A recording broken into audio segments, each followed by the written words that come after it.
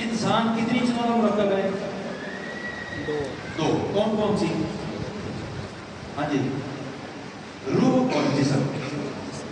روح اور جسم، ان دونوں کے بننے سے کیا بنتا ہے؟ انسان. صرف جسم اور روح نہ ہو کیا ہے؟ میت ہے، جنازہ ہے. اور اگر کافی عرصہ گزر چکا ہے تو کچھ بھی نہیں. اور اگر صرف روح ہو جسم نہ ہو تو پھر کچھ بھی نہیں. وہ تو عالم ارواح میں ہے، وہ عالم ارواح میں. یہ جو چار چیزیں ہیں، یہ چیزیں کون کون سی ہیں؟ سب سے پہلے کیا چیز ہے؟ التین، یعنی جسے ہم کیا کہتے ہیں؟ انجیل. کیا کہتے ہیں؟ انجیل. پتہ ہے انجیل کا؟ وہ جو رسی میں خشک ہوتی ہے، اور انجیل اس میں دانے بھی ہوتے ہیں. والتین، اور دوسری چیز کیا ہے؟ والزیتون، اولیو، زیتون. ٹھیک ہے جی. یہ دونوں چیزیں کس کام آتی ہیں انسان کے؟ جی کس کام آتی ہیں؟ کھانے کے. یعنی اللہ تعالیٰ نے ان دو چیزوں کا انتخاب کیا ہے. اور انسان مرکب کتنی چیزوں کا ہے؟ دو. ایک چیز میں کون سی ہے؟ جسم. تو یہ جو تین اور زیتون ہے یہ کس کی غذا ہوئی؟ کس کی غذا ہوئی؟ جسم کی. آپ جو باٹنی کے ماہرین ہیں، نباتات کے، ہربل جڑی بوٹیوں کے، ان سے پوچھئے یہ جو تین اور زیتون جو شخص اپنی زندگی کا حصہ بنا لے وہ بوڑھا ہوتا ہے؟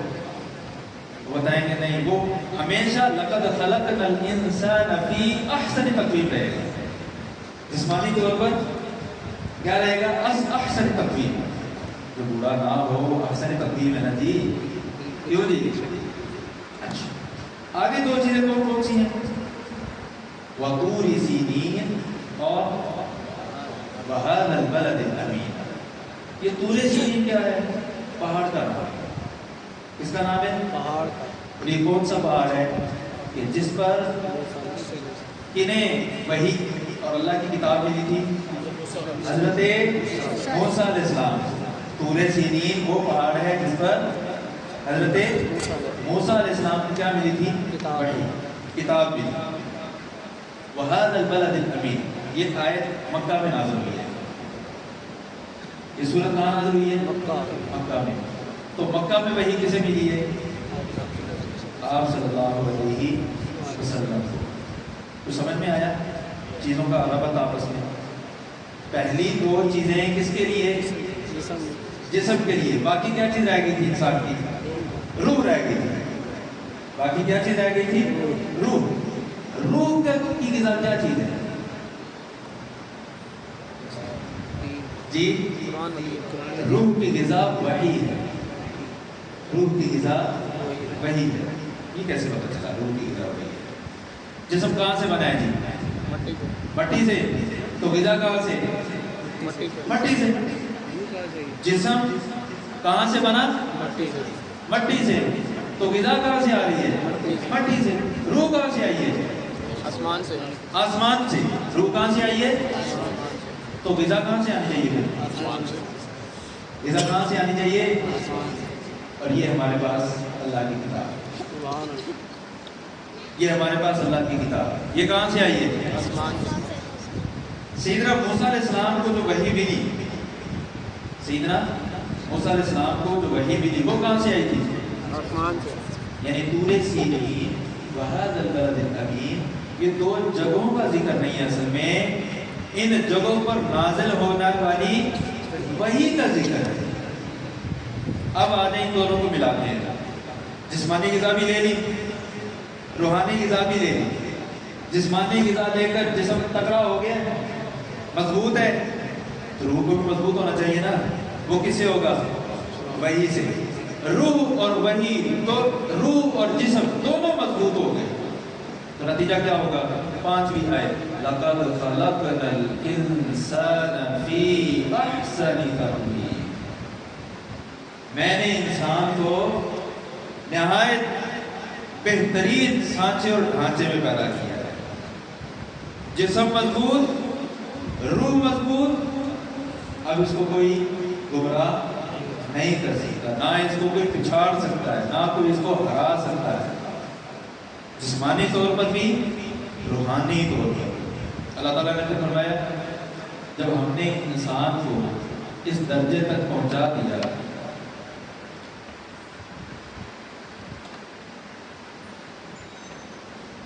آپ کی گفتگو مکمل ہو جائے تو ہم گفتگو مکمل کریں گے۔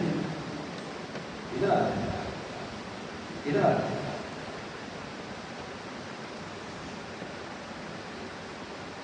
ثم رددناه اسفل سافلین، ہم نے انسان کو جسمانی غذا بھی دے دی، روحانی غذا بھی دے دی، اور اس کے نتیجے میں وہ لقد خلقنا الانسان فی احسن تقویم کے قابل ہو گیا۔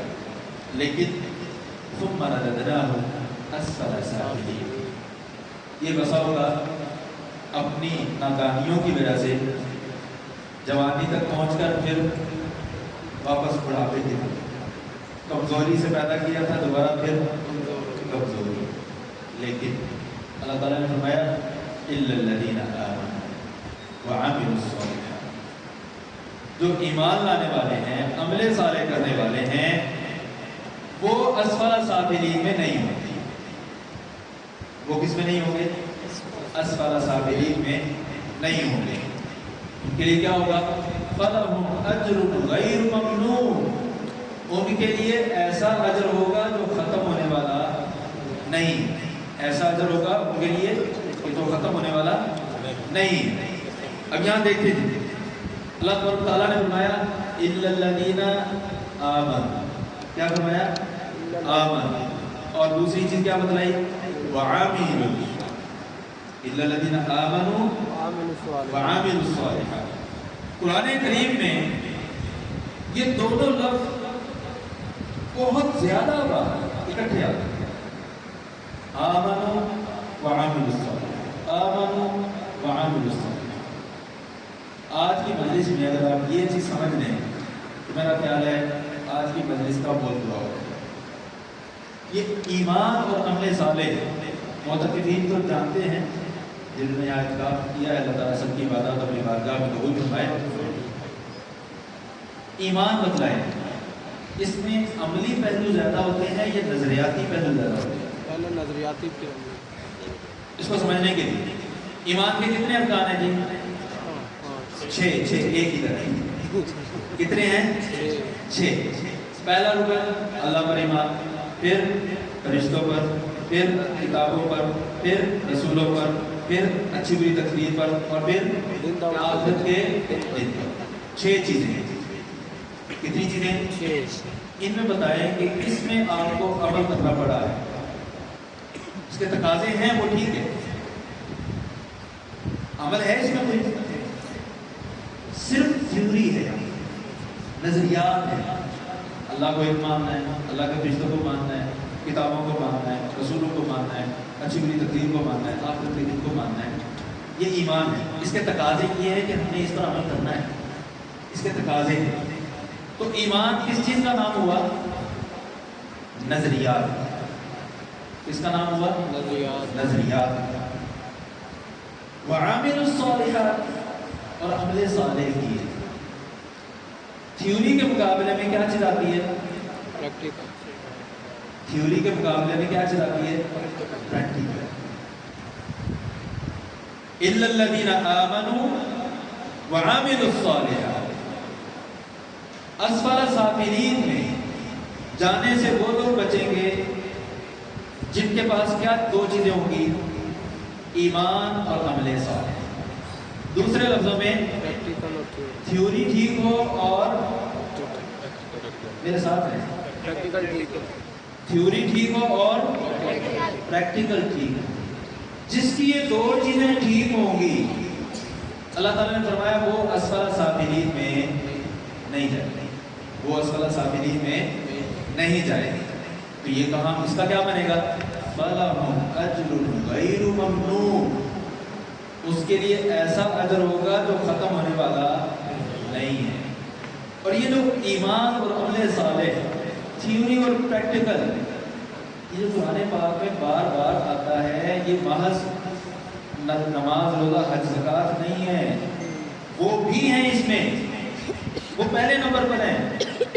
لیکن جب آپ اس لفظ کو سمپلیفائی کر کے سادہ بنا کر استعمال کریں کہ آپ کی تھیوری ٹھیک ہو، آپ کا پریکٹیکل ٹھیک ہو، تو آپ اس کو زندگی کے ہر شعبے میں، ہر گوشے میں، ہر لمحے میں اس کو لاگو کر سکتے ہیں۔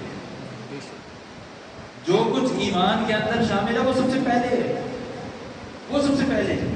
لیکن اس کے ساتھ ساتھ ہماری زندگی کے جو مختلف گوشے اور پہلو ہیں وہ بھی ایمان اور عمل صالح میں آتے ہیں۔ ہمارا دعویٰ ہے نا کہ اسلام ہماری مکمل رہنمائی کرتا ہے، کیوں جی؟ ہے نا دعویٰ؟ وہ مکمل رہنمائی کیسے کرتا ہے؟ وہی سرکار سے کرتا ہے کہ آپ کوئی بھی کام کریں، اس کام کو کرنے سے پہلے آپ کے نظریات ٹھیک ہونے چاہیے، آپ کی تھیوری ٹھیک ہونی چاہیے۔ اگر تھیوری غلط ہوگی تو پریکٹیکل ٹھیک ہوگا؟ اچھا، اگر تھیوری ٹھیک ہو، پریکٹیکل ٹھیک نہ ہو، فائدہ ہوگا؟ کوئی فائدہ نہیں۔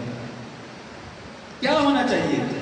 تھیوری بھی ٹھیک ہو اور عمل صالح بھی ٹھیک ہو، عمل بھی ٹھیک ہو۔ یہ تھیوری اور پریکٹیکل دونوں ٹھیک کیسے ہوتے ہیں؟ جب ہم کوئی بھی کام کریں، کس کے لیے کرنا ہے؟ وہ اللہ کے لیے، اللہ کے لیے۔ اللہ کے لیے کرنا ہے تو جھوٹ بولنا ہے؟ جب کوئی بھی کام کرنا ہے اللہ کے لیے کرنا ہے تو کسی کو دھوکہ دینا ہے، کسی کی چغلی کرنی ہے، کسی کو نقصان دینا ہے، ایٹسٹرا۔ اور بہت سی مثالیں آپ اسے بہتر جانتے ہیں اس کام میں۔ جب اللہ کے لیے کام کرنا ہے تو آپ کے نظریات، آپ کی تھیوری ٹھیک ہونا ضروری ہے۔ تھیوری کے ساتھ ساتھ عمل کا ٹھیک ہونا بھی کیا ہے؟ ضروری ہے۔ اور عمل اور تھیوری، نظریات اور پریکٹیکل، اگر یہ دونوں ٹھیک ہوں گے تو یقیناً ہمارے لیے کیا ہوگی؟ کامیابی۔ اور اسی کے لیے اللہ تعالیٰ نے فرمایا فَلَهُمْ أَجْرٌ غَيْرُ مَمْنُونٍ، کے لیے ایسا اجر ہے جو ختم ہونے والا نہیں ہے۔ صرف آخرت میں نہیں، دنیا میں بھی۔ صرف آخرت میں نہیں، دنیا میں بھی۔ کیوں؟ آپ کا کیا خیال ہے؟ جو شخص کسی کا نقصان نہ سوچتا ہو، جو شخص کسی کا نقصان نہ سوچتا، جو شخص کسی کے بارے میں غلط جذبات نہ رکھتا ہو، آپ کیا سمجھتے ہیں وہ دنیا میں پریشان رہے؟ وہ ظاہری طور پر آپ کو کتنا ہی تندرست نظر آئے لیکن قلبی طور پر بڑا مطمئن ہوگا۔ اس کو سونے کے لیے گولیاں کھانے کی ضرورت نہیں ہوگی، اسے سونے کے لیے گولیاں کھانے کی ضرورت نہیں ہوگی۔ اور وہ کہاں رہتا ہوگا؟ رہائش تو اس کی ہوگی، وہ یہاں لوگوں کے دلوں میں رہتا ہوگا۔ وہ کہاں رہتا ہوگا؟ لوگوں کے دلوں میں۔ لوگوں کی زبان پر ہمیشہ اس کے بارے میں کیا الفاظ ہوں گے؟ اچھے الفاظ ہوں گے۔ اور زبان پر اچھے الفاظ ہوں یہ کوئی بری بات نہیں ہے۔ سیدنا ابراہیم علیہ السلام کی دعا وَجَعَلْ لِي لِسَانَ صِدْقٍ فِي الْآخِرِينَ، یا اللہ میرے بعد آنے والے لوگ میرے متعلق بات کریں تو اچھے الفاظ مجھے یاد کریں۔ میرے بعد آنے والے لوگ میرا تذکرہ کریں تو اچھے الفاظ میں کریں۔ کس سے مانگ رہے ہیں؟ اللہ سے۔ اللہ سے مانگ رہے ہیں۔ مانگنا کس سے ہے؟ اللہ سے۔ فرمایا فَمَا يُكَذِّبُكَ بَعْدُ بِالدِّينِ، یہ ساری حقائق اور چیزیں واضح ہونے کے بعد اب اگر کوئی شخص دین کو جھٹلاتا ہے، دین کے دو معنی ہیں، ایک معنی ہے دین اسلام اور دوسرا معنی ہے جزا اور سزا۔